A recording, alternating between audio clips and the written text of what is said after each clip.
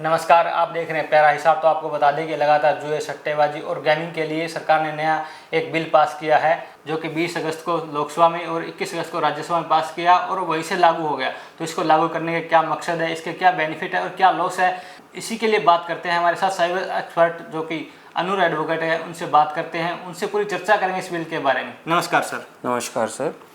Sir, ये जो हमारा एक्ट है ये अभी 21 तारीख को राज्यसभा में पास हो गया है। इस एक्ट के अंदर जो साफ सी चीज़ है, जो प्रमोशन, जो मतलब इसकी एडवर्टाइजमेंट और इसको रेगुलेट कैसे किया जाए, इसके लिए ये एक्ट पास किया गया सरकार द्वारा।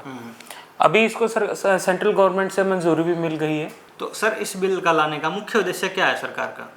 मुख्य उद्देश्य इस बिल को लाने का ये है कि जो हमारी गेम्स है, जो जिसके अंदर हम पैसे हारते हैं, सट्टे वाली गेम्स है बेसिकली, उसके ऊपर रोक लगाई जाए। जिसके अंदर जिस तरह ड्रीम 11, ऐसी गेम्स के ऊपर रोक लगाई जाए।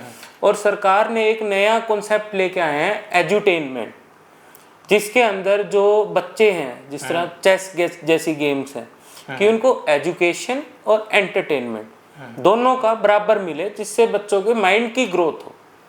एंड ये सबके लिए है कि बच्चों से लेकर बड़ों के लिए। तो बिल तो सर पहले भी था, नियम तो नया बिल लागू करने के फिर क्या सरकार की मंशा इसके पीछे की? मंशा इसके पीछे ये है, चांस है और स्किल बेस्ड, इन चीजों को रेगुलाइज करने के लिए सरकार ने ये नया बिल निकाला है। इस बिल के अंदर साफ साफ कहा गया है कि जो पुराने गेम्स चलते आ रहे हैं कि उनके ऊपर उनको प्रमोशन कैसे करी जाए ताकि वो सबके लिए बराबर रहे। और जो ऐसी चीजें हैं जिस तरह ड्रीम 11 है, जिसके अंदर मनुष्य को पैसे से हारने का नुकसान हो, उन चीजों को कैसे रोका जाए, जैसे सट्टे वाली गेम्स है। तो इस चीज के रिगार्डिंग सरकार ने ये नया एक्ट लेके आए हैं, जिसको हम कह रहे हैं probation and regulation of online gaming. कई कैटेगरी हैं, जैसे कि एक कैटेगरी है एजुटेनमेंट, एक कैटेगरी है जिस तरह ये ड्रीम 11 बैटिंग एप्स, एक कैटेगरी है पबजी टाइप गेम्स, जिसके अंदर हम पैसे तो लगाते हैं लेकिन उसका हम सामान ले रहे हैं। अब सट्टे में क्या है, जिस तरह 550 रुपए लगाओ और 1 करोड़ रुपया जीतो, 50 लाख रुपए दे। इस टाइप की गेम्स को सरकार बैन करना चाह रही है आगे आगे। सरकार ने पहले इस पे कोशिश करी कि इसके ऊपर टैक्स ज्यादा लगाया जाए, जो कि हम कैलकुलेट करते थे तकरीबन एस्टिमेटेड है, जो सारी छोटी मोटी फीस लगवा के दैट वाज अबव 50%। तो अब बात करें 2025 तक ना, गेमिंग का जो मार्केट है 32,000 करोड़ है और सरकार का आइडिया था कि 2030 तक ये 95,000 करोड़ के पार कर जाएगा। मतलब कि सरकार को इसके अंदर ज़्यादा बेनिफिट मिलता, ज़्यादा टैक्स मिलता, लेकिन फिर भी इसको बैन क्यों किया? इसको बैन करने की सीधी सी वजह ये थी, जो आज के टाइम पे बच्चों में स्पेसिफिक बच्चों के लिए, अब आपने कई बार न्यूज़ में सुना होगा किसी बच्चे ने बैटिंग में अपने 2 लाख रुपए उड़ा दिए अपने फादर के क्रेडिट कार्ड से, मदर के क्रेडिट कार्ड से 5 लाख रुपए उड़ा दिए। ऐसे बहुत सारे केसेस आए। उनको देखते हुए और जो लॉस हो रहा था लोगों को, लॉस दोनों तरफ से हो रहा था कि पारिवारिक भी, कि अब सट्टे में पैसे हार गए तो पारिवारिक भी लॉस है, सरकार ने उसको भी देखा। प्लस जो इसके साथ अदर चीजें जुड़ी कि मॉनेटरी बेनिफिट्स हो गए, मॉनेटरी लॉस हो गए, फैमिली डिस्प्यूट्स हो गए। तो इसको देखते हुए सरकार ने ये फैसला उठाया है कि इन चीजों को रेगुलेट किया जाएगा, बैन नहीं कर रहे, रेगुलेट कर रहे हैं। तो इस गेम के अंदर क्या खिलाड़ियों की सिक्योरिटी और जो बच्चों की प्राइवेसी है उसका भी ध्यान रखा जाएगा ऐसा? हाँ, इसके अंदर जो गाइडलाइंस अभी आई हैं, इसके अंदर स्पेसिफिक कहा गया है कि जो नई, अब इसके अंदर एक टर्म होती है रियल मनी गेमिंग करके, RMG गेमिंग, कि जिसको रेगुलेट करने के लिए ये चीजें लाई गई जा रही हैं, जिसके अंदर अब नई कंपनीज जो रजिस्टर होंगी, वो RMG एक सर्टिफिकेशन होती है कि रैंडम नंबर, एक होता है रियल मनी गेमिंग और एक होता है रैंडम नंबर सर्टिफिकेशन, दोनों का RMG आता है। अब RMG जो जिस तरह बैटिंग एप्स के अंदर जो एक रैंडम नंबर होता है, वो कभी भी पता नहीं होता कि किसी नंबर को क्रैक ना किया जा सके। और सरकार का इसके अंदर एक ये भी चीज है, जो इसकी एडिक्शन है, वो आपने सुना होगा, गेमिंग ऐप कभी भी जब भी ऐड देते हैं तो वो बार बार फटाफट हमें लग जाते, फटाफट बोलते हैं कि इसकी लत लग सकती है, कृपया करके ध्यान से खेलें इसको ताकि लत ना लगे। ये एक लूप होल था। अब कोई भी गेमिंग ऐप, कोई भी जो बैटिंग से रिलेटेड है, वो कोई भी अपनी एडवर्टाइजमेंट नहीं कर सकती ओपनली, ना ही कहीं उसको प्रमोट कर सकती, ना ही उसको किसी भी ऑनलाइन प्लेटफॉर्म पे उसको दिखा सकती। उसके लिए सरकार ने इसके ऊपर सजा का प्रावधान भी रखा है। जैसे कि आपका मतलब हो, जैसे ड्रीम इलेवन की टीम बनाओ पैसे जीतो, ऐसे ऐड चलती थी, अब वो ऐड नहीं चल पाएंगे। अब ऐड नहीं चल पाए। अगर वो ऐड दिखाते हैं तो उनको सजा का प्रावधान है। तो ऐड किस गेम की दिखेंगे फिर हमको? ऐड पबजी, चेस, ये रम्मी पोकर वाली गेम्स चली जाएंगी अब, जिनके अंदर रियल में पैसा लगता है और हार जीत का चांस दिखाते हैं। अब सरकार का ये है कि सरकार ई गेम्स को तो प्रमोट कर रही है। सरकार ने सारी ई गेम्स बैन नहीं करी है। सरकार ने जो ई गेम्स बैन करी हैं वो बेसिकली बैन करी हैं बैटिंग वाली, लेकिन पैसों का लेन देन होता है, रियल मनी का। रियल मनी का सरकार, और जिसके अब कई बंदों ने लूप होल, कई जो कंपनीज हैं उन्होंने लूप होल निकाला था कि हम आपको टोकन देंगे कि आप जीतोगे, आपके पैसे आप हमें दो, हम आपकी आईडी एक बनाएंगे, उसके अंदर आपके नाम के टोकन ऐड कर देंगे उतनी ही अमाउंट के। तो वो टोकन का लेन देन भी सरकार बंद कर रही है। कॉइन्स बोलते थे, टोकन बोलते थे, अलग था। वो चीज भी सरकार बंद कर रही है। वो भी एक लूप होल था कि जी हमने जो टोकन बांटे हैं, हमने तो पैसे बांटे नहीं, पैसे तो बांटे नहीं, हमने टोकन दिए हैं, टोकन इन्होंने आगे जाके कैश करवा लिए। वो मतलब सिक्योरिटी को बाईपास कर देते थे, तरीका चेंज करके। वो लूप होल था एक। तो गेम तो काफी स्टेट के अंदर बैन थे, जैसे केरल के अंदर और हो गया, आंध्र प्रदेश के अंदर। अब हर स्टेट का अलग रूल है। अब जिस तरह हम मान के चले कि अब इंडिया के अंदर कैसीनोज वगैरह बैन है, लेकिन हम वो इंडिया की जमीन पर बैन है, पानी पे बैन नहीं है। आपने गोवा आप गए होंगे कभी, तो वहां पे जितने भी कैसीनोज हैं सारे शिप पे हैं। वहां का रूल आज भी यही है, पानी के अंदर आप चला सकते हो लेकिन आप जमीन पे नहीं चला सकते। तब तो हर बच्चे के हाथ में, हर व्यक्ति के हाथ में फोन है, वहां पे चल रहे थे। तो इसी चीज के लिए सरकार ने इसको रेगुलेशन और प्रमोशन के लिए, कि इसको प्रमोट कैसे करना है और इसको रेगुलेट कैसे करना है, इस चीज के लिए सरकार ने ये वाला बिल लेके आए। अब इसके नाम में ही वो चीज आ रही है कि रेगुलेशन एंड प्रमोशन। तो इसमें अब सजा वगैरह क्या प्रावधान है सरकार के? सजा का इसका प्रावधान जो आया है, अगर आप कोई ऐड दिखाते हैं, उसको प्रमोट करते हैं, तो 2 साल की सजा और 50 लाख तक का फाइन। अगर आप वो खिलाते हैं तो 3 साल की सजा, 1 करोड़ तक का फाइन, या दोनों। तो ऐसे जो कि एक ट्राइबल बाय मजिस्ट्रेट है। तो इसमें सजा किसको मिलेगी? खेलने वाले को, खिलाने वाले को, या फिर प्रमोशन करने वाले को? तीनों को। तीनों के लिए अलग अलग प्रावधान करे गए हैं। और इसके लिए सरकार ने साफ कहा है कि जो भी मॉनेटरी बेनिफिट्स वाली, जो मॉनेटरी रिलेटेड जो भी गेम्स है, मनी रिलेटेड तो आपको सारी मिलेगी।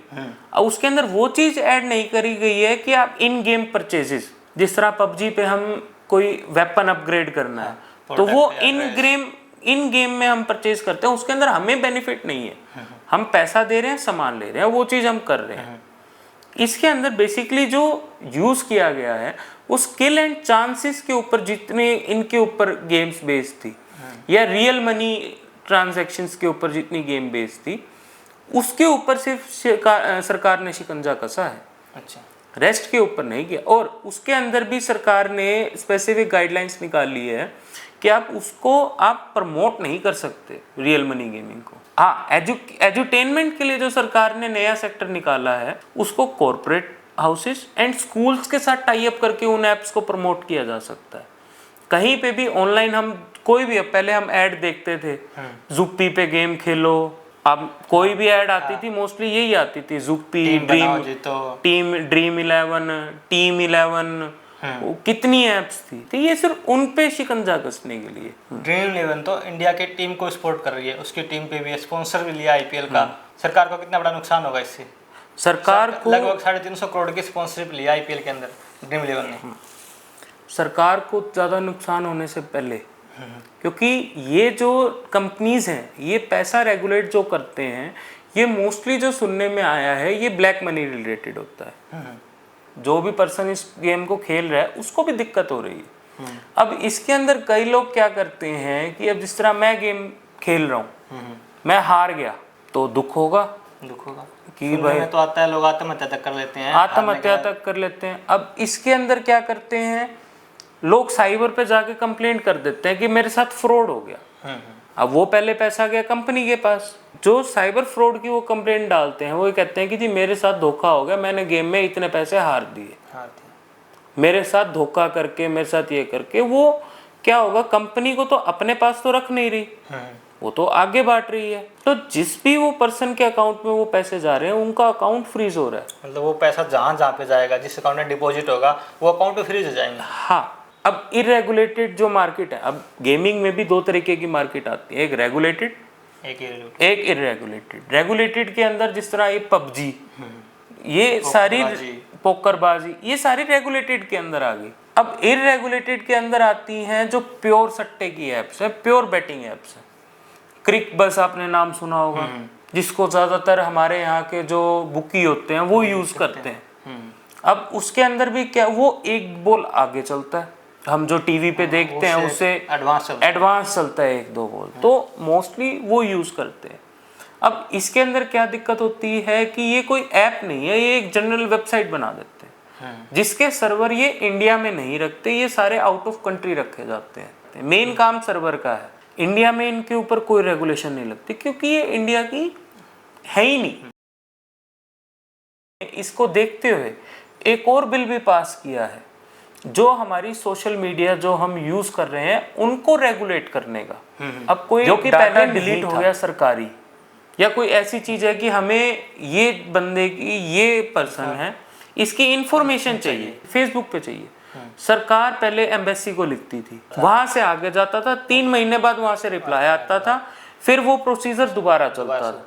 तो इस चीज को रोकने के लिए सरकार ने रूल निकाले सोशल मीडिया के रिगार्डिंग, कि हर एक social media, same gaming apps के लिए निकाले गए हैं कि इनका एक जो डेटा सेंटर इंडिया में होना चाहिए, इनकी कंपनी इंडिया में रजिस्टर्ड होनी चाहिए, इनकी कंपनी जो होगी वो जीएसटी, DIN उसके अंदर रजिस्टर होनी चाहिए, प्लस KYC का होना चाहिए, IT एक्ट की रेगुलेशंस फॉलो करनी चाहिए, स्टेट स्पेसिफिक लाइसेंस लेने पड़ेंगे आपको, जिस तरह कई स्टेट्स के अंदर बैन है, तो वहां पे आपको लाइसेंस लेना मैंडेटरी है। अब इसके अंदर हमें GST एंड TDS कंप्लायंस करना पड़ेगा, मिनिस्ट्री ऑफ कॉर्पोरेट अफेयर्स से हमें लाइसेंस लेना पड़ेगा, एक कंपनी फॉर्म करनी पड़ेगी, प्लस जो एक RNG सर्टिफिकेशन होता है फॉर गैम्बलिंग साइट्स, जिसको ज्यादातर यूज किया जाता है कि जिससे सट्टेबाजी होगी लेकिन वो नंबर दोबारा ना आए, फॉर एग्जाम्पल रिपीटेड ना आए, और वो कोई पैटर्न ना बनाए। अब जिस तरह हम फॉलो करते हैं कि कोई ना कोई पैटर्न बनता ही बनता है, ये RNG जो सर्टिफिकेशन होती है ये स्पेसिफिक इसलिए बनाई जाती है कि कोई रैंडम नहीं आए, सेम चीज पे ना कोई पैटर्न ना क्रिएट हो।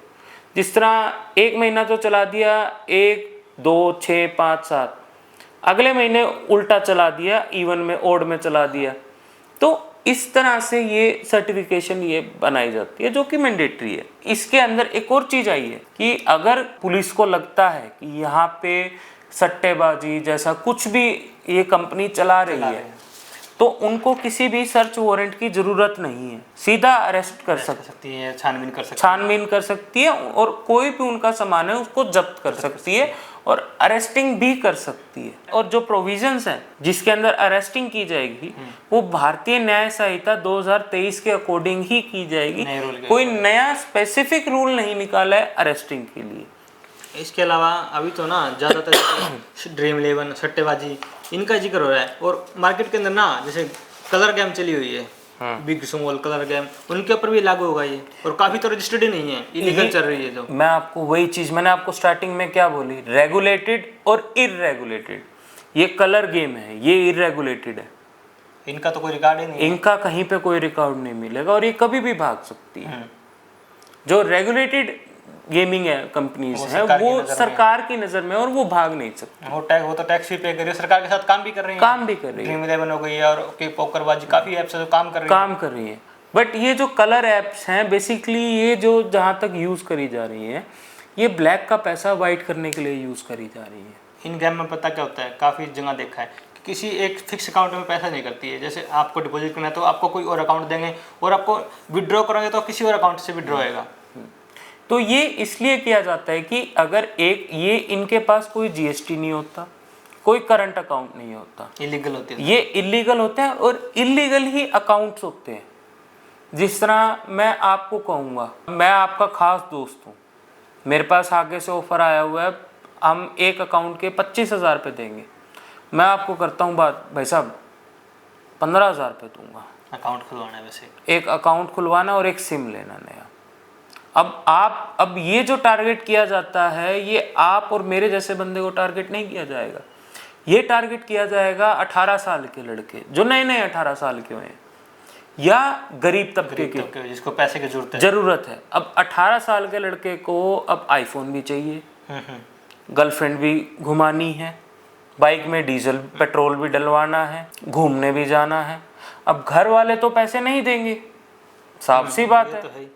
अब ये क्या करेंगे, अब मेरे जैसा इनका खास दोस्त बनेगा, पहले इनको मैं अच्छा खिलाऊंगा, दोस्ती करूंगा इनसे, फिर मैं इनकी नीड देखूंगा, इनकी नीड क्या है। अब मेरे पास तो पैसे हैं, अब उनको क्या पता किस काम से आ रहे हैं, वो पैसे मांगेंगे मेरे से, मैं दे दूंगा। फिर वो कहीं ऐसी जगह पे फंस जाएंगे, उनको भी मैं ही फंसाऊंगा किसी ऐसी जगह पे जहाँ पे उनको एकदम ज्यादा पैसे चाहिए, उनको कोई गंदी लत लगवा दूंगा। वो हरियाणा में कहावत है ना, अगर किसी बंदे का परिवार खराब करना हो उसके बेटे को लत लगवा दो नशे की, उसका परिवार अपने आप खत्म हो जाएगा। ये वही चीज़ है। अब मैं आपसे पहले कहूँगा मैं भाई 15,000 20,000 रुपये दूंगा, एक काम करने में एक अकाउंट खुलवा दे, तेरे को कुछ नहीं करना, कोई दिक्कत नहीं आएगी। बोले भैया 20,000 पक्का मिलेंगे, बोले भाई पहले दूंगा, अगला मान भी जाएगा, अगला मानेगा क्योंकि अगले को जरूरत है, अगले अकाउंट ही खुलाना है, कुछ बड़ा काम भी नहीं है कोई। हाँ, अगला क्या करेगा, अपना पहले पैन कार्ड बनवाएगा, एक नया सिम लेगा और एक नया अकाउंट खुलवा लेगा घर वालों को बिना बताए, और उसके अंदर एट ए टाइम कोई दिक्कत नहीं होगी उसको दिक्कत आएगी 2 से 3 साल बाद, या फिर कोई बड़ा मामला हो जाएगा, बड़ा मामला, और बड़ा मामला 2 से 3 साल बाद ही सामने आएगा। अब सरकार क्या कहेगी, बोले या तो इस पे टैक्स पर भर या अरेस्ट हो, सरकार तो 2 ही ऑप्शन देगी। अब ऐसे ही मेरे पास क्लाइंट्स आते हैं, अभी एक मेरे पास आया था, वो जयपुर से थी लेडी, उनकी एज होगी अबाउट 75 के करीब उम्र के होंगे, वो राजस्थान साइड से थे, उनको अरेस्ट किया हिसार पुलिस ने। अच्छा, हरियाणा पुलिस ने उनको अरेस्ट किया। उनको जब अरेस्ट करके लेके आए तो उनसे पूछा गया ताई कितने में बेचे थे खाते, ताई बोली खाते तो बेचे थे कि घर पे अनाज डलवा लूंगी, और मैंने अकेले ने नहीं बेचे, मेरे पोते ने, मेरी पोती ने, सब ने अकाउंट बेचे हैं। अब उनकी नीड है, अब उनके घर पे जिनके घर पे पैसों की जरूरत है, दाने ही नहीं है। और ताई की एक बहुत अच्छी बात लगी, बिंदास जबरदस्त ताई थी, उन्होंने साफ कहा कि बोला बेटा देख बाहर तो पैसे मेरे सेफ हो गए, मेरे को तो कैश दे के गया था, एटलीस्ट जेल में रोटी तो खा लेंगे हम सारे मिल बैठ के। अब वो लेडी थी जिनके घर पे दरवाजा तक नहीं है, दरवाजे की कुंडी तक नहीं लगाने के पैसे, तो उनके लिए एक 10,000 रुपये बहुत बड़ा अमाउंट होता है। अब जिसके घर पे 2 दिन का राशन नहीं है उसको मैं 10,000 रुपये दे दूँ और कहूँ कि ताई एक खाता खुलवा लो, वो तो हाथों हाथ जाएंगे, सिंपल ही काम है। तो ये बहुत सारी चीज़ें हम जो वेरी करते हैं। इसका सबसे बड़ा बढ़ने का कारण सर यूपीआई है ना, उसके बाद तो गेमिंग में ना बूस्ट आ गया एकदम से, लोगों को पेमेंट करना भी आसान हो गया और मिलना भी आसान हो गया। हाँ, और इसी वजह से फ्रॉड भी बढ़ने स्टार्ट हो गए। और डेली की 20 से 25 मिलियन की ट्रांजेक्शन होती है इन गेम के अंदर, ये तो मतलब उनका है जिनका रिकॉर्ड है, और इलीगल तो अलग है, इससे अलग है। अब ये कलर आप कह रहे हो, एक मैंने बीच में और नाम सुना था स्टेक, काफी अलग अलग, एक वो हवाई जहाज उड़ाओ और पैसे बनाओ। मतलब साइबर का जो नियम आया है वो बहुत ही आगे लोगों के लिए लाभदायक होगा, आगे फ्यूचर के लिए लाभदायक होगा। अभी इन कंपनीज को जो ड्रीम 11 है हमारी इकोनॉमी में तो हेल्प कर रही है, हम उस चीज़ को नहीं हटा सकते, लेकिन ये जो सरकार मार्केट डेवलप कर रही है, ये डेवलप कर रही है जो अच्छी गेम्स है, ई गेमिंग में सिर्फ ये ड्रीम 11 वगैरह ऐप्स नहीं है, और गेम्स कैसे कॉल ऑफ ड्यूटी, पबजी जो बीजीएमआई आज के नाम पे जानी जा रही है, हाँ, चेस, लूडो, माइंड को रिफ्रेश करे जो गेम, माइंड को रिफ्रेश करे, प्लस रियल टाइम लर्निंग हमें सिखाए। अब जो एक्चुअल में गेमिंग जो हो रही है, जो सरकार रोकना चाह रही है, वो बेसिकली वो रोकना चाह रही है जो ये सट्टेबाजी वाले बैटिंग गेम्स है, बैटिंग स्कीम, बैटिंग जो स्पेसिफिक है, टीम बनाओ और करोड़ जीतो, 50 रुपए 500 रुपए लगाओ, हाँ, 5 करोड़ जीतो, 5 रुपए की टिकट, 50 रुपए लगाओ और 10,000 रुपए जीतो, ये चलते रहते हैं उनमें। अब इंडिया के अंदर सिर्फ एक ही बैटिंग गेम है जो लीगल है, ये भी आपको एक चीज बताऊं, अच्छा, दैट इज हॉर्स रेसिंग, जो घोड़ों पे दाव लगाना है, तो बैटिंग ही, लेकिन वो लीगल है, आज से नहीं, पुराने टाइम। ड्रीम 11 इनका तो कॉन्सेप्ट ही अलग है। इनका होता है बैटिंग, प्योर बैटिंग। इनको मतलब ये चाहे कोई भी टीम जीते, कोई भी टीम हारे, ड्रीम 11 पैसे पक्का बनाएगी। इनका तो फिक्स है, इन्होंने तो पैसे बनाने ही बनाने। अब कई यूट्यूबर्स हैं जो ड्रीम 11 पे पैसे जीतते हैं, जिन्होंने कई यूट्यूबर वो भी हैं, प्लेयर्स भी हैं जो उस चीज को प्रमोट करते हैं अलग लेवल पे। कंपनी को तो पैसे बनने ही बनने हैं, और यूट्यूबर है उसको कितने पैसे कंपनी दे देगी, उनकी तो बल्क की डील है कि भाई 4 रील बना, इतना पैसा ले और कर। नहीं तो इसके अंदर एक सरकार ने कहा था कि एक गेम ऑफ चांस है और गेम ऑफ स्किल, उसके अंदर क्या डिफरेंस है फिर साइबर गेम ऑफ चांस और स्किल के अंदर तो ये है कि एक पे मेरी स्किल्स ऐसी हैं, पबजी मेरी स्किल्स काम करेंगी उसमें। अब चांस हो गई बैटिंग एप्स की, चांस ये है कि इंडिया भी जीत सकती है और ऑस्ट्रेलिया भी जीत सकती है। अब इसके अंदर जो पेमेंट सिक्योरिटी है वो भी एक बहुत बड़ा प्रोस्पेक्ट है, प्लस डाटा प्राइवेसी। अब जितनी भी कंपनीज हैं सबको डाटा की वैल्यू पता है। अब सरकार के नए नियम्स के अकॉर्डिंग कई ऐसी बैंस हैं, जो ऐप हैं जो बैन हो रही हैं, ड्रीम 11, ये ना ही आपसे यूपीआई से पेमेंट ले पाएंगी, ना ही नेट बैंकिंग से, प्लस इनका एक सेंट्रल मैकेनिज्म रहेगा जो डायरेक्ट सरकार के साथ टच में रहेगा। सरकार को कोई भी जवाब मांगना है या कुछ चीज चाहिए तो सीधा कांटेक्ट होगा, डायरेक्ट कांटेक्ट होगा। अब सरकार का, अब कई ऐसी कंपनीज आ रही हैं जो विदेशी हैं, काफ़ी गेम्स विदेश के हैं, वो इंडिया में है ही नहीं। अब उसके लिए सरकार ने पूरी गाइडलाइंस लॉन्च करी है और उनको साफ कहा गया है कि जो भी रेगुलेशंस, रूल्स एंड रेगुलेशंस आप फॉलो करोगे, टैक्सेस जो भी पेड होंगे वो इंडियन रूल्स एंड रेगुलेशंस के हिसाब से होंगे, ना कि आपकी कंट्री के। और अगर आप इंडिया में वो चीज़ लॉन्च कर रहे हैं तो आपको इंडिया के अंदर सारा सेटअप आपको करना पड़ेगा, इंडियन रूल के हिसाब से आपको सारा सेटअप। आपको कंपनी फॉर्म करनी पड़ेगी, आपको टैन नंबर लेना पड़ेगा, जीएसटी नंबर लेना पड़ेगा, DIN लेना पड़ेगा और आपको स्टेट कंप्लायंस पूरे करने पड़ेंगे, सेंटर कंप्लायंस पूरे करने पड़ेंगे, एक्ट के अकॉर्डिंग चलना पड़ेगा। सरकार उसके लिए मना नहीं कर रही कि आप गेम खिलाओ ना खिलाओ, लेकिन सारी फॉर्मेलिटी जो पूरी करनी पड़ेगी, वो पूरी करनी पड़ेगी। अब एडिक्शन, लत, इसको कैसे रोका जाए? अब वो तो बोल के चले जाते हैं इससे एडिक्शन लग सकती है, हाँ, तो उस पर भी कोई लागू किया रूल? हाँ, पेरेंटल कंट्रोल ऐड कर रहे हैं, प्लेन टाइम लिमिट कर रहे हैं, जिस तरह बैटिंग वाले जो भी एडवर्टाइजमेंट चल रहे हैं सबको हटाया जाएगा, ना ही वो कहीं पे प्ले कर सकते, ना ही वो उसको कहीं दिखा सकते। अब यूपीआई बंद हो जाएगा, लेकिन बैंकिंग सिस्टम का बहुत बड़ा रोल होगा इन गेम के अंदर, फेक चलेंगे चाहे रियल चलेंगे। हाँ, जो रेगुलेटेड ऐप्स होंगी उसके ऊपर आप इंटरनेट बैंकिंग से भी पैसा नहीं डाल पाएंगे, लेकिन जो इरेगुलेटेड है उसमें क्या होगा, कैश में स्टार्ट हो जाएगा। तो कैसे होगा?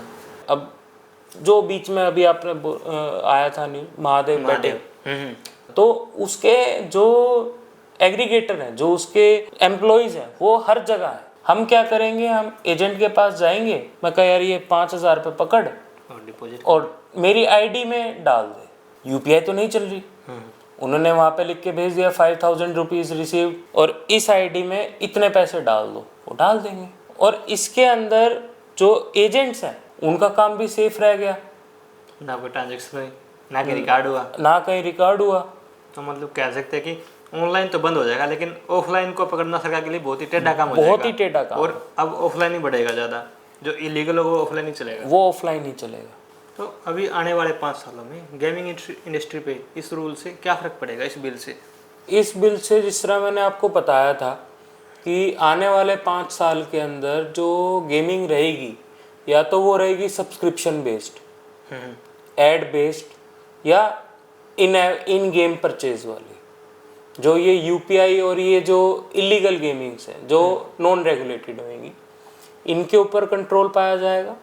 और जो अभी बैटिंग गेम्स चल रही हैं और इनके ऊपर इनको टोटली ही बंद किया जाएगा। जो आपने जो गेम्स चलानी है या जो एप्लीकेशंस आपने चलानी है वो या तो सब्सक्रिप्शन बेस्ड मॉडल पे हो, या इन गेम परचेज मॉडल पे हो, या एड परचेज मॉडल पे हो, कि किसी को मॉनेटरी लॉस ना हो। और इन सब गेम्स पे मिनिमम परचेज कंडीशन लगाई जाएगी, मैक्सिमम परचेज कंडीशन। इससे ज़्यादा कि आप मेंबरशिप नहीं ले सकते। हाँ, इनसे ज़्यादा परचेज इन गेम परचेजेस में, जिस तरह पबजी का बीच में आया था, एक वो कोई 5 या 7 साल का लड़का था, अपने फादर के क्रेडिट कार्ड से 5 लाख रुपए पे कर दिए। तो उस चीज़ पे भी सरकार रेगुलेशन लाने की उम्मीद है अभी। मतलब कि मंथली या ईयर लिमिट लग जाएगी, इससे ऊपर आप इसमें परचेज नहीं कर हाँ। सकते। तो फिर लोगों को क्या सलाह देना चाहोगे अंत में, जो गेम खेलते हैं या फिर मनी गेम्स हो गया या फिर एंटरटेनमेंट गेम खेल रहे हैं? एंटरटेनमेंट गेम्स खेलो, बहुत बढ़िया है। और जो बैटिंग वाली हैं इनको तो भूल जाओ। लेकिन हाँ, एजुकेशन और एंटरटेनमेंट को आप कंबाइन करके आप गेम खेलते हैं तो इसको कंटिन्यू रखो, कि जिससे आपके माइंड की भी ग्रोथ हो और आगे आप फ्यूचर में इस चीज़ को आगे बढ़ा सको। Thank you.